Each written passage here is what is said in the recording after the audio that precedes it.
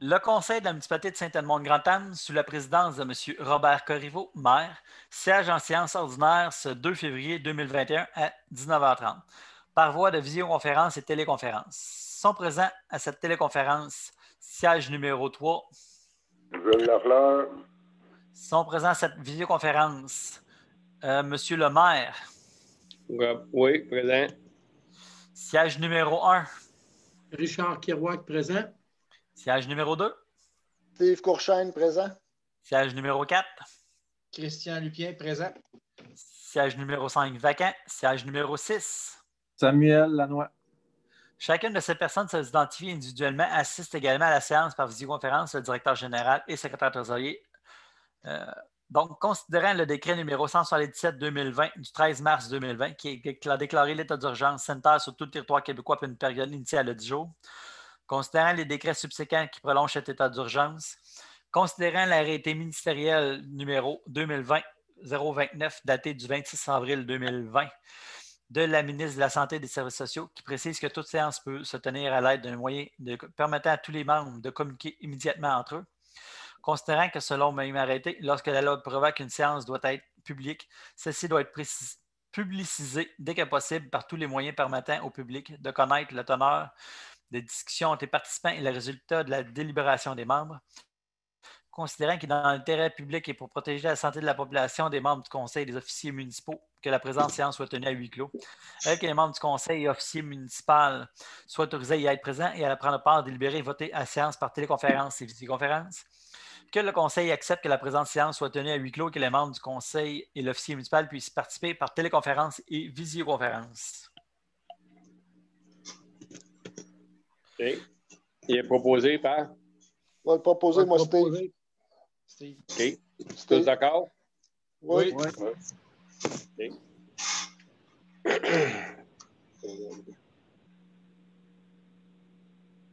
On s'est rendu au point 2.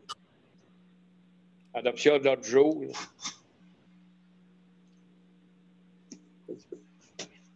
Allez-y, M. Corriveau.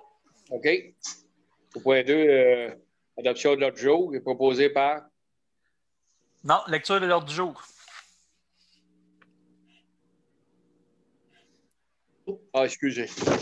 Regardez mon... Bon, OK. Regardez mon... Adoption du procès... Point 2, c'est l'adoption de l'ordre du jour. Au point 3, adoption des procès-verbaux et de la séance ordinaire du 6 janvier 2021. En 4, suivi au procès-verbal. En 5, présentation et adaptation des comptes à payer. En 6, présentation du rapport du maire et celui des comités municipaux.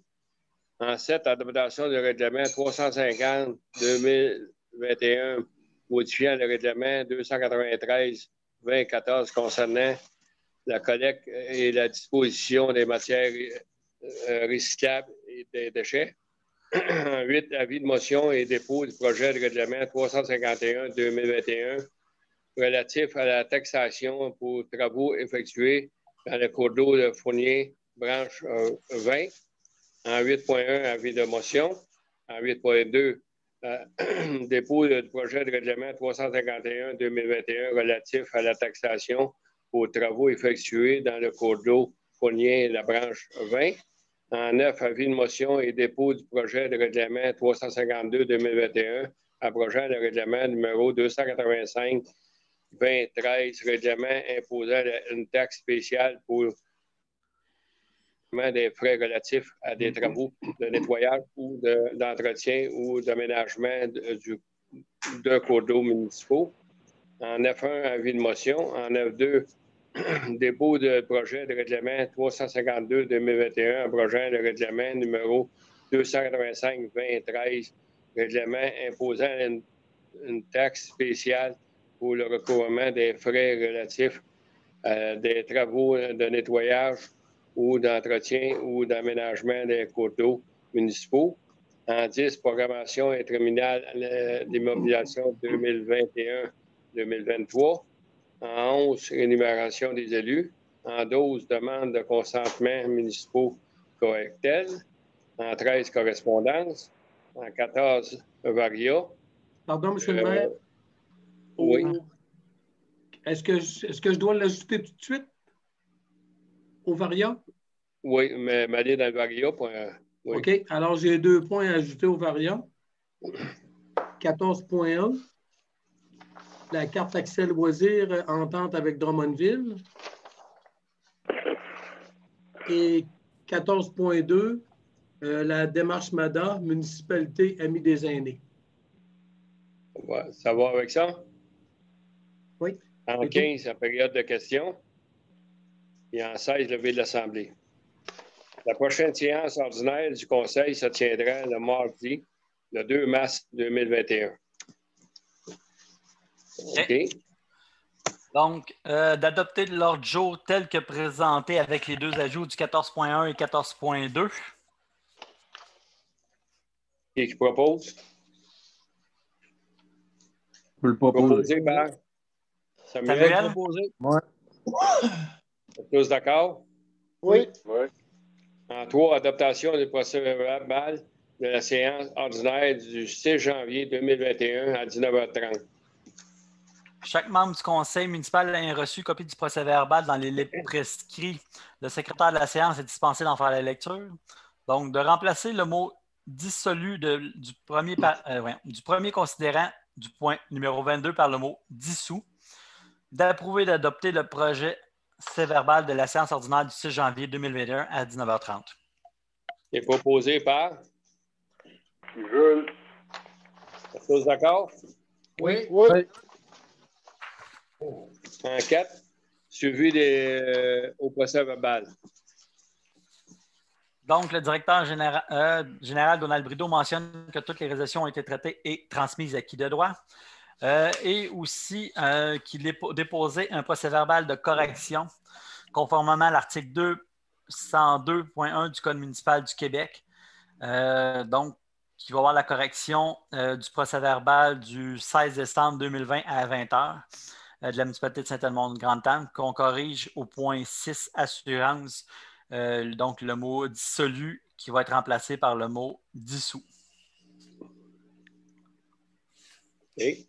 En 5, présentation et adaptation des comptes à payer. Le directeur général Donald Brideau dépose à sa séance du conseil la liste des compressibles ainsi que la liste des comptes à payer et les montants des salaires et des charges sociales versées à savoir. Total des salaires et des charges janvier 2021, 9 877 $. Total des comptes à payer, 28 683,90 $. Total des incompressibles, 28 490,25 $, pour un grand total de 67 051,15 $. Donc, que les comptes suivants soient approuvés, que le directeur général soit autorisé à faire les paiements. Proposé par? Richard? Richard? OK. Tous d'accord? Oui. Oui. Oui. En 6, présentation du rapport du maire et celui des comités municipaux. Là-dessus, moi, je ne suis pas allé à la dernière séance de la MRC pour raisons personnelles et je vais passer la parole à Richard. Okay. Juste une petite minute. Je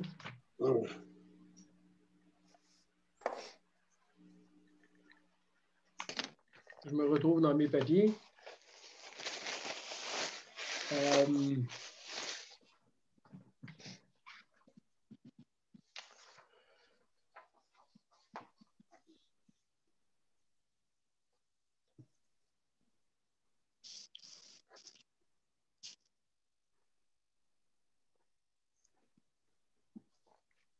Ça va mal?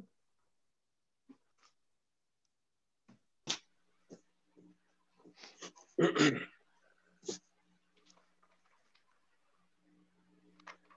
ne suis pas remettre la main sur la feuille des petites notes que j'avais prises. Toutefois, lors de la dernière séance du Conseil des maires à Drummondville, il ne s'est rien passé de particulier concernant la ville de la municipalité de... Ah, tiens, je viens de trouver le papier. Concernant la municipalité de Saint-Edmond-de-Grande-Dame, si ce n'est que certains rapports qui ont été déposés, dont celui du CRIN. Le comité de la SQ a déposé aussi un rapport où il parlait du couvre-feu à 20h, 20h30, qui est un peu partout au Québec. Ils ont aussi parlé d'un sondage qui était fait pour le genre d'études sur le transport, entre autres, qui était pour les entrepreneurs des différentes municipalités, à savoir si ces entrepreneurs-là avaient un besoin peut-être d'avoir un transport qui pourrait amener les gens des différents endroits à Drummond ou sur leur lieu de travail. Mais je ne pense pas qu'ici à Saint-Edmond, il y ait quelque chose de spécial là-dessus. Il s'est aussi parlé du transport en commun, un dossier qui est dirigé par la mairesse un comité qui est dirigé par la mairesse de Saint-Germain-de-Grande-Dame qui va de l'avant avec ça.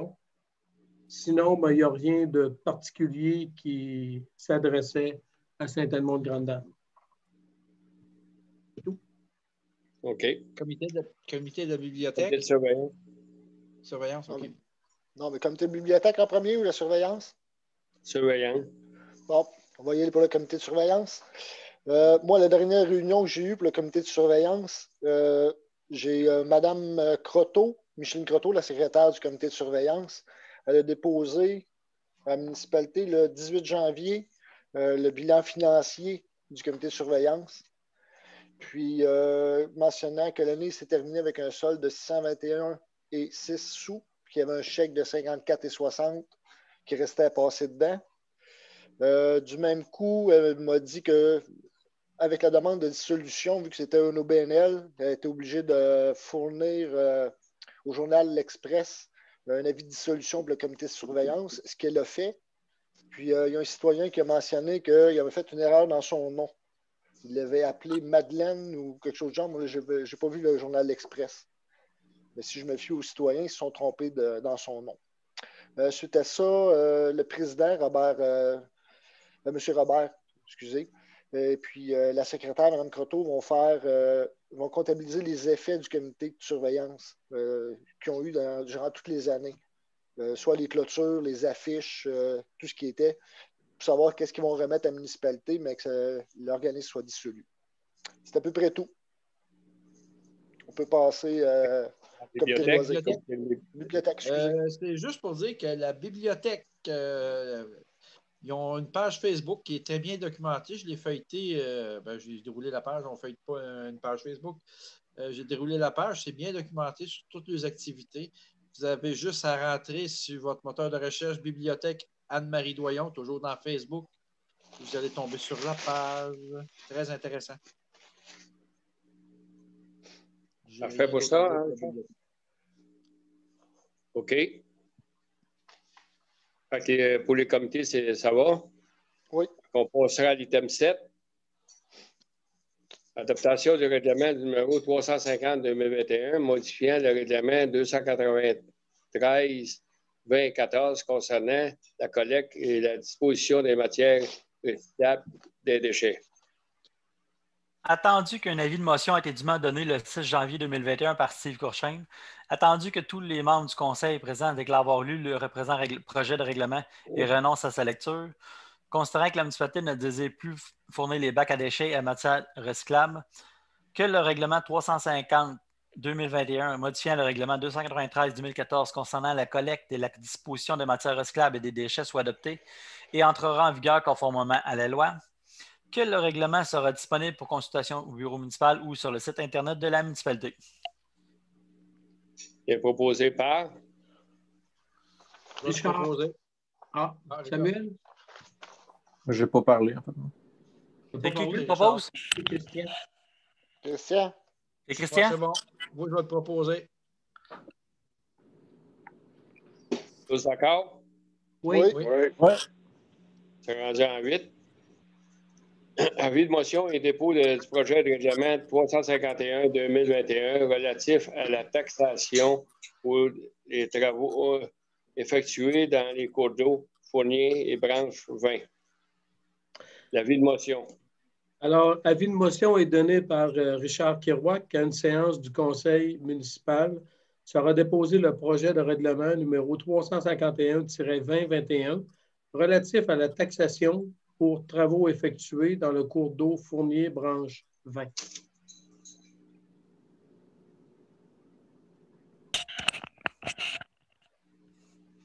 OK. 8.2, M. Corriveau. Oui, c'est ça, je suis en train de me virer ma page.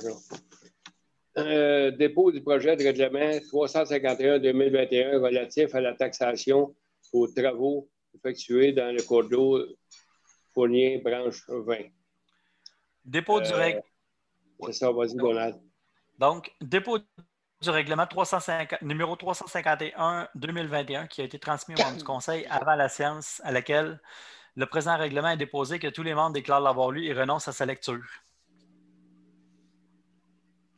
Point 9. Point 9. L'avis de motion de dépôt de projet de règlement 352-2021 abrogeant le règlement numéro 285-2013, règlement imposant une taxe spéciale pour le recouvrement des frais relatifs à des travaux de nettoyage ou d'entretien ou d'aménagement de cours d'eau municipaux. L'avis de motion, c'est Steve.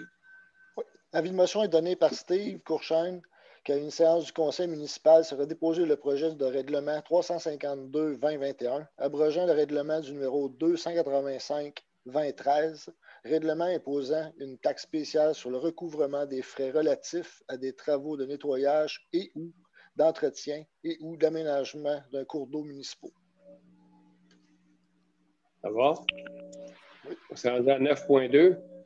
Dépôt de règlement 352-2021, abrogeant le règlement numéro 285-2013, règlement imposant une taxe spéciale pour le recouvrement des frais relatifs à des travaux de nettoyage ou d'entretien ou d'aménagement de cours d'eau municipaux.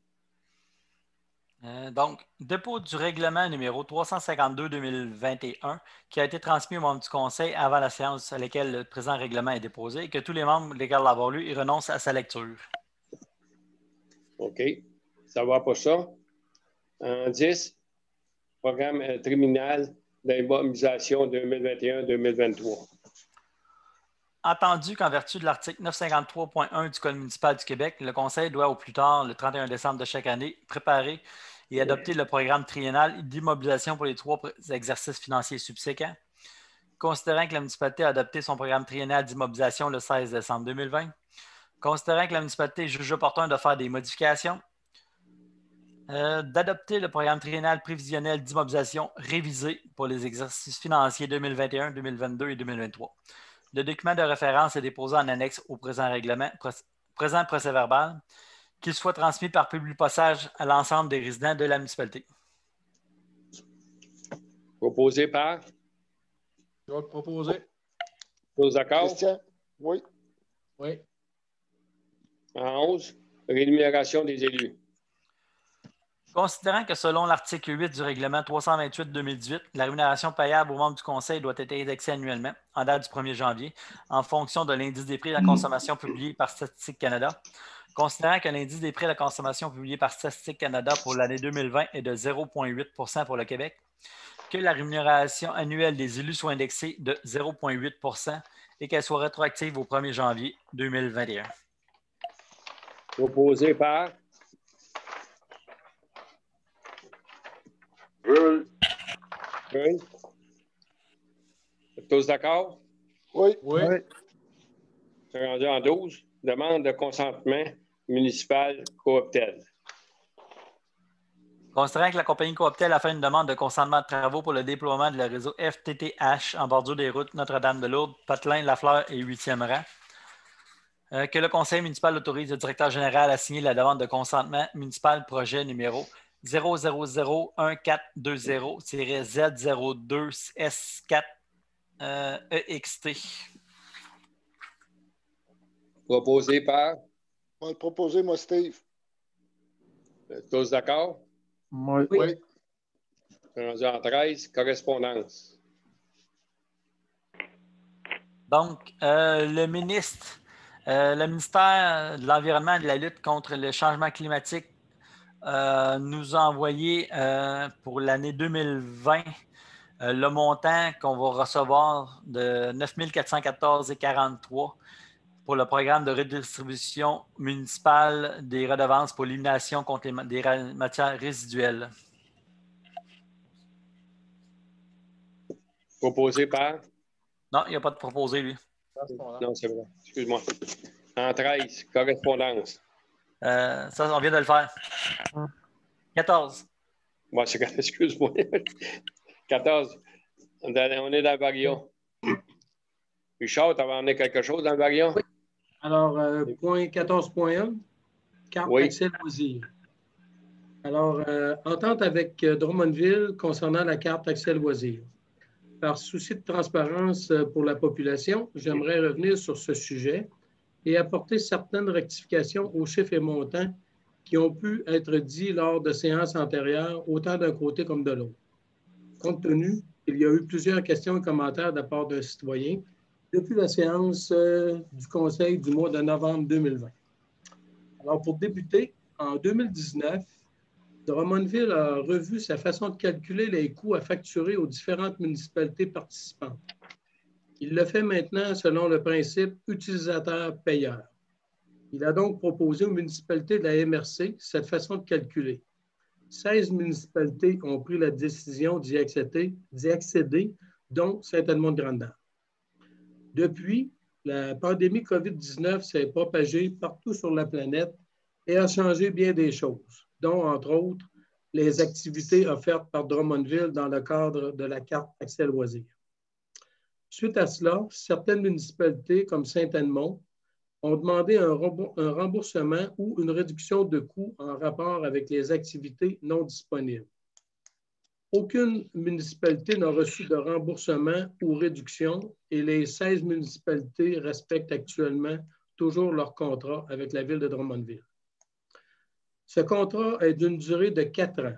Pour ce qui est de Saint-Edmond, c'est-à-dire soit 2020 à 2023, pour ce qui est de Saint-Edmond, les montants sont les suivants, montants avec taxes incluses. Pour l'année 2020, c'est un montant de 50 063,29. Pour l'année 2021, c'est un montant de 51 314,74 sous. Pour l'année 2022, c'est un montant de 52 597,69. Et enfin, pour la dernière année 2023, c'est un montant de 53 912,13 sous. Pour répondre à la question 4 de M. Girard à la séance du mois de janvier, il faut tout d'abord prendre en considération que le calcul se fait en fonction du principe utilisateur-payeur. À ce point, Drummondville s'est basé sur les statistiques de l'entente loisirs de 2018. Alors, à ce moment-là, la municipalité de Saint-Edmond avait en tout et partout 667 utilisateurs des différents services offerts par l'entente.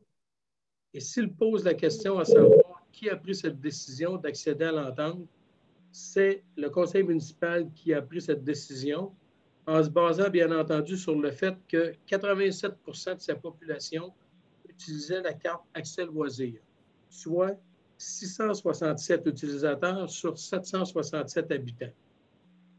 Maintenant, parlons comparaison avec certaines municipalités, soit l'avenir. Il est vrai que l'avenir aurait déboursé aux environs de 12 000 $ pour les services de la carte accès loisirs. Mais il ne faut pas calculer en fonction de la population, car le calcul se fait, comme je l'ai dit tout à l'heure, sur le principe d'utilisateur-payeur. Il est donc faux de dire que Saint-Edmond paie plus cher pour une population moindre. Le calcul ne se fait pas en fonction de la population. Pour Saint-Germain-de-Grand'Anse, ce n'est pas 26 574 comme il a été dit dans la période de questions, mais plutôt aux environs de 230 000 $ que la municipalité débourse pour la carte accès loisirs. Donc, Saint-Edmond ne paie pas 2 fois plus cher, mais plutôt presque 5 fois moins cher, et cela toujours en se basant sur le principe utilisateur-payeur. M. Girard affirme avoir les chiffres de 9 municipalités qui participent à l'entente. Je lui répondrai que j'ai les montants exacts payés par les 16 municipalités participantes, montant que je ne peux malheureusement pas divulguer car cette entente appartient à la ville de Drummondville. Alors, si M. Girard veut avoir les vrais chiffres, je l'invite à faire une demande d'accès à l'information à la ville de Drummondville. J'espère avoir répondu aux interrogations parce que j'ai dit tout ce qu'il y avait à dire sur ce sujet. Merci. Okay. Tu avais un autre, Il y avait deux. un autre point qui est le 14.2 et c'est sur la démarche MADA, municipalité Amis des aînés. J'en ai parlé dans la précédente séance du mois de janvier. Et malgré deux demandes faites par Publipost pour savoir s'il y avait des citoyens ou des citoyennes ou des citoyens qui avaient de l'intérêt à se joindre à un mini-comité pour démarrer ce projet, un projet qui, en passant, est un projet en partenariat avec la MRC de Drummond. Et il y a environ 16 municipalités de la MRC qui font partie de ce projet-là. Actuellement, nous n'avons encore aucune personne sur ce comité. Alors, s'il y a des gens qui désirent en savoir plus sur le sujet, l'information peut être disponible sur le site web de la municipalité. La municipalité va quand même aller de l'avant dans ce projet, car nous considérons que nos aînés méritent que l'on prenne soin d'eux. Dans les prochaines semaines, des communiqués de presse seront faits par la MRC concernant un sondage sur le mandat. Nous vous informerons par Publipost des façons de vous procurer ce sondage. Il sera sûrement disponible format papier et aussi disponible format en ligne pour ceux qui sont familiers avec la technologie. En passant, lorsque je parle d'aînés, je m'adresse à des gens âgés de 55 ans et plus, pas nécessairement des personnes avec l'âge très avancé. C'est le choix que nous avons fait à Saint-Edmond, car certaines autres municipalités débutent leur démarche à partir de 50 ans, d'autres le font à partir de 60 ans. Mais l'âge, dans le cas du sondage, ça demeure le choix de chacune des municipalités. Alors, la démarche MADA, c'est à suivre dans les prochaines semaines du mois de février. Vous allez être informés de tout ce qui s'en vient. Et j'invite les gens qui sont âgés de 55 ans et plus à participer au sondage parce que plus on va avoir d'informations concernant les besoins des citoyens, bien, plus on aura de bagages à donner au futur comité qui prendra place pour continuer la démarche MADA. Merci. Oui. Bon, on passera à la période de questions. Oui. Donc, question numéro 1 de Mme Josée Julien. Dit bonjour, j'aimerais avoir des précisions sur le vidange des fosses septiques. Est-ce que la gestion se fera par la MRC comme avant ou cela serait la responsabilité du citoyen? Tu peux répondre, Donald? Oui. Donc, pour cette année, la vidange des fosses septiques sera de la responsabilité de chaque citoyen. Donc, une lettre sera transmise en avril ou en mai pour informer, pour rappeler à la population qu'elles sont responsables pour leurs fosses septiques. Parfait. Question. Oui. Ça va. Question numéro 2, provenant de M. Paradis. Donc, qui m'a mentionné. Donc, attendu que la nouvelle évaluation foncière est en forte hausse, attendu que les résidents propriétaires ont une hausse d'évaluation d'environ 20 % et que les propriétaires terrains agriculteurs, la hausse est d'au moins 200 %. Attendu que le ministère a instauré la possibilité d'avoir 2 taux de taxation pour minimiser l'impact vu l'énorme différence entre les 2 évaluations. Attendu que nous sommes une paroisse à majorité agricole, attendu qu'il y a des règles pour appliquer les 2 taxes, appliquer le 2 taux de taxation, attendu que la différence entre les 2 taux doit être de 66 et 2 tiers du plus haut taxe, attendu qu'avec le taux de 0,4035 pour les résidents et le taux agricole au taux aurait pu être à 0,2690. Question. Pourquoi la municipalité n'a pas choisi les taux avec le plus grand écart vu l'énorme possibilité de calcul sans avoir un impact négatif sur les résidents? Tu réponds, Donald? Oui.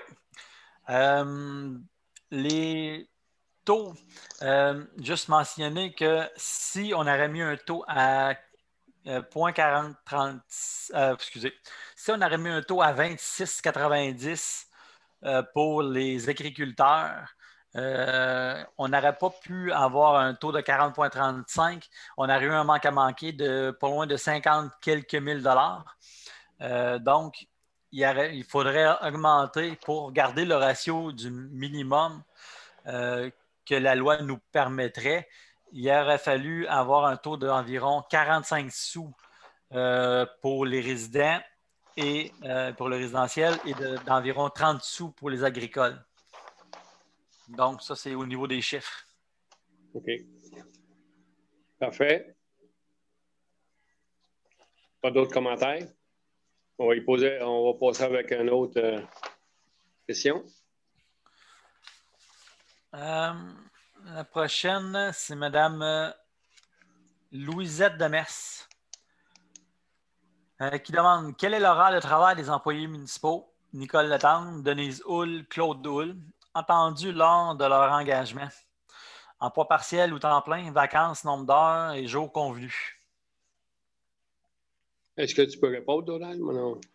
Bon, non, ça va aller au prochain mois, parce que moi, je n'ai pas les données de ça. C'est des données quand même, c'est des chiffres. Est-ce que tu es en main? Si tu n'es pas en main, ça ira au prochain mois. La seule chose qu'on peut dire, c'est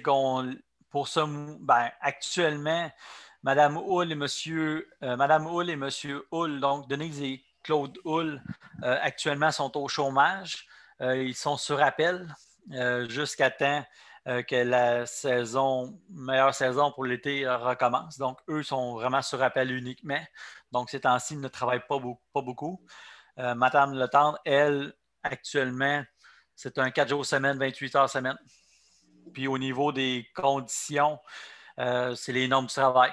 Donc, rien de plus que le minimum que la loi exige. Est-ce qu'il y a quelque chose que vous voulez rajouter ou non? Non, pas d'autres commentaires. Question numéro 2. Est-ce acceptable que la neige du voisin soit poussée sur le site du Carrefour citoyen? Ça, on va répondre là-dessus. On va vérifier ça, là, mais on va vérifier. C'est bon. Ensuite, question, on a eu une question de Mme Joanne Labbé par rapport au mot des procès-verbales qu'il y a eu au mois de janvier et au mois de décembre, pour le mot dissolu. Donc, ça a été réglé. On a passé les corrections dans le courant de la séance actuelle. OK, ça va avec ça. D'autres questions? Oui, question de M. Girard, Rénal Girard. Question numéro 1. Dans les comptes à payer 2020-12-31 approuvés, il y avait une facture de 1007,41 de Gagné Sport. C'était pourquoi? Tu as des réponses à ça, Donald? Tu as les chiffres? Oui. Dans le fond, c'était une dépense qui a été faite pour les loisirs l'été passé, pendant le camp de jour. Donc, c'est des accessoires, des articles de sport qui ont été achetés, qui ont servi au camp de jour surtout, et aussi en partie qui vont servir pour les années futures. Et on n'avait pas reçu la facture. Donc, on a reçu la facture juste au mois de décembre. Donc, c'est pour ça qu'on a payé la facture, tout simplement. Ça avait déjà été approuvé lors du conseil du mois de juillet, je crois. OK. Une autre question, Donald? Question numéro 2. Pour le taux d'intérêt, pour les soldes impayés, a été fixé à 12 à Saint-Edmond. Quand plusieurs municipalités et villes ont mis ce taux à 0 pour aider les citoyens dans le contexte de la pandémie. L'article 981 du Code municipal du Québec et l'article 481 de la loi sur les sociétés civiles vous le permettent. Allez-vous le faire? À l'heure actuelle, on a mis un taux de 12 parce que ça nous permettait de faire ça, mais pour le temps de l'épidémie, on va donner 4 mois de substance sur le taux d'intérêt et après ça, on revisera. Et on va fonctionner de cette façon-là, la même façon qu'on a fonctionné l'année dernière. Fait que c'est de même qu'on va fonctionner. OK. Mais par contre, pour les citoyens qui n'ont pas payé, le compte, il ne s'efface pas. Il faut que le temps, il vienne au bureau, puis il va falloir que le montant se paye aussi, là. Okay? Mais sans intérêt, pour 4 mois. Juste mentionner que pour que ce soit approuvé légalement, il faudra qu'une résolution du Conseil soit passée au mois prochain. C'est ça. OK, on passe à la résolution. OK, 3. Votre avis de demande de dissolution pour le comité de surveillance publié dans le dernier Express n'est pas valide car Mme Madeleine Croteau n'existe pas. Qu'allez-vous faire? Moi, comme j'ai mentionné tantôt, là, okay, c'est M. Gérard qui avait vu ça. C'est Mme Croteau, Micheline Croteau, qui a fait la demande de dissolution à l'Express. Possiblement que l'Express a fait une erreur dans son nom. C'est pas nous qui a fait parvenir ça, c'est Mme Croteau. Suite à l'OBNL, où est-ce qu'il faut qu'elle fasse publier quelque chose dans le journal. Donc, c'est le journal L'Express qui a fait une erreur. Et c'est la responsabilité du comité de surveillance à faire la demande de dissolution. Oui, c'est la responsabilité. C'est une demande qu'il y a selon la loi. Mais je te parle pour l'erreur faite. Là, ça, c'est l'Express qui a fait l'erreur. Parfait. Question numéro 4. Vous allez de l'avant pour l'abri Préau et vous n'avez pas dit aux citoyens à Saint-Edmond à quoi concrètement cet abri va servir. Vous n'avez même pas mis sur le site de la municipalité une esquisse de cet abri. Pouvez-vous éclaircir d'une façon concrète ces 2 points? Oui. Présentement, on a envoyé ça sur le SAO. Le plan pour le Préau, on a présenté un plan. Les contracteurs vont soumissionner sur le plan qu'on va envoyer. Ils ont différentes options. Puis quand on aura la soumission avec les options, bien là, on décidera de quelle option qu'on prendra et les citoyens ils seront avisés de ça. Donc, ça va aller à la voiture de les entendre. OK. Question numéro 5. Votre document sur le budget envoyé aux citoyens était truffé d'erreurs. Le directeur général a dit que vous alliez approuver un nouveau document ce soir, corrigé. Allez-vous l'envoyer à tous les citoyens? On va te laisser la parole, Donald. Il y a eu certaines petites erreurs d'impression avec certaines erreurs sur certains chiffres. Il y a un document révisé qui va être transmis avec le programme triennal d'immobilisation. OK. D'autres questions? Question numéro 6. Lors du dernier conseil, vous n'avez pas répondu à ma question numéro 4 sur l'entente loisir avec Drummondville. Allez-vous le faire ce soir? Qui a négocié cette entente illogique quand nous avons payé 54 825 à Drummondville en 2020 sans recevoir les services et vous voulez payer encore en 2021 quand les services ne seront pas plus fournis? N'êtes-vous pas tanné de payer pour rien? Nous, oui. Je crois là-dessus qu'on a répondu. Richard a fait tantôt une bonne description de ce que c'est le contrat et ce qu'on paye comparativement à d'autres. Fait que Richard, est-ce que tu veux compléter? Je n'ai rien ajouté. La réponse était dans le Varia 14.1. OK. Question numéro 7. Monsieur le conseiller Kirouac m'a fait le reproche de n'avoir pas mis les mots « monsieur » dans ma question numéro 2 du dernier conseil. Pourquoi me reprocher cela quand dans tous les procès-verbaux, procès-verbaux par monsieur le directeur général ne l'utilise pas?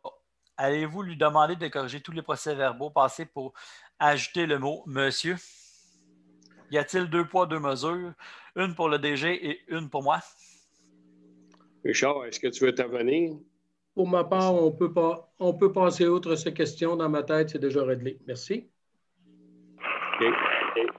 Question numéro 8. C'est ça.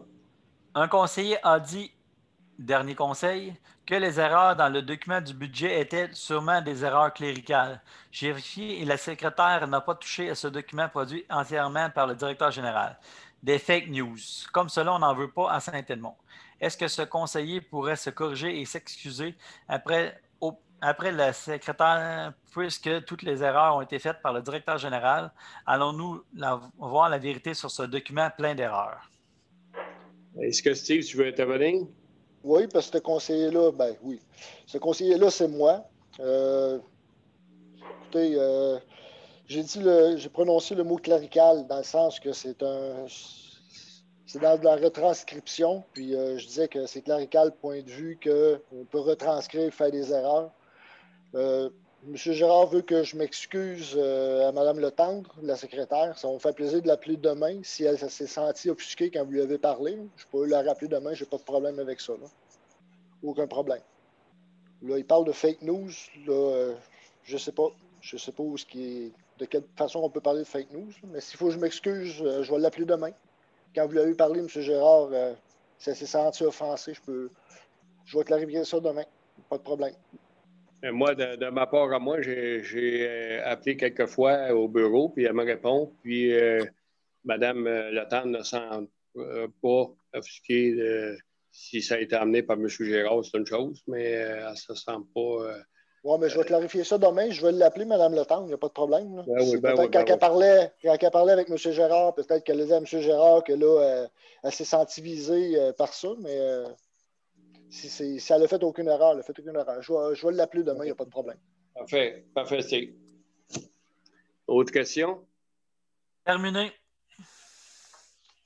Qui lève l'Assemblée? Je vais lever l'Assemblée, moi, Steve. À Steve? Oui. À 20h26. Oui.